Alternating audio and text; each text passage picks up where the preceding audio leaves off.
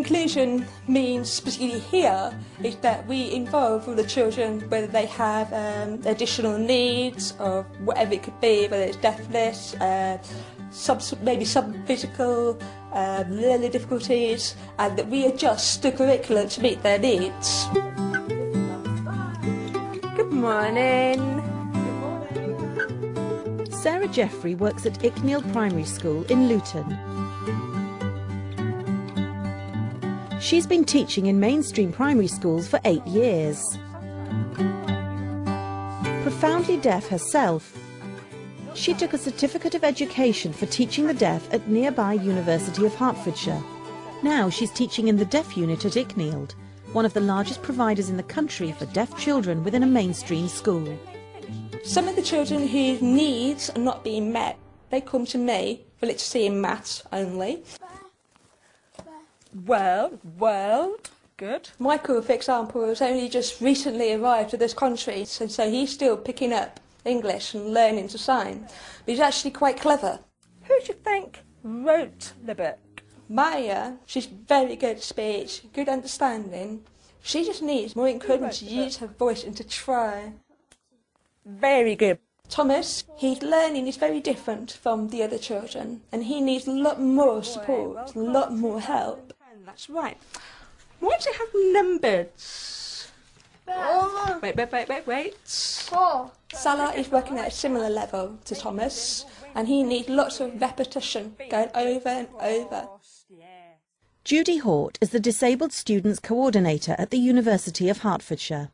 There's an enormous advantage for newly qualified teachers who've got any sort of difficulty, be it a learning difficulty, a visual impairment, a hearing impairment, for them going into the mainstream class. I think mostly because they have huge empathy for the children, to understand from the inside what helps, what it's like to have those difficulties. I think that understanding is probably the greatest additional help that they can offer.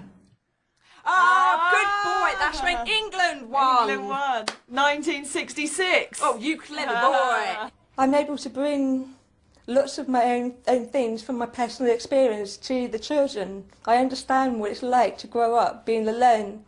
I understand what it's like to find things hard to understand and just keep going over and over. I don't understand. I don't get it.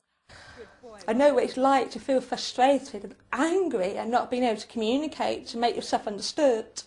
And I feel that makes me someone that they can talk to. What page can I find teams Good. to watch? Okay, have a look. Teams to watch. I think the advantage to parents is enormous. To meet a successful adult who has been supported, worked through the difficulties that their child has, I think for one thing it's hugely encouraging. If you know that the professional looking after your child knows exactly what your child's going through, the comfort and support that would give a parent is just enormous. What happened? There were lots of bombs.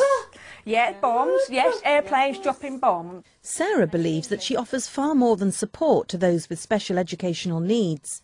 Her presence in a mainstream school makes more children aware of disabilities and learning difficulties. Made them realise they had to think about my needs within the classroom. For example, if a person came into the classroom to talk to me, they had to be quiet. It's great because it shows the children that you can achieve. Look at these role models, look at these people that work here. Teams, what page? Voice? 26, good girl. This is it, this is the... When you see them understand, like, oh, yes, see that light go up in their eyes and you know that they've understood and you've cracked it. It's just, wow, there is no other word to describe it. It just gives you such a feeling inside.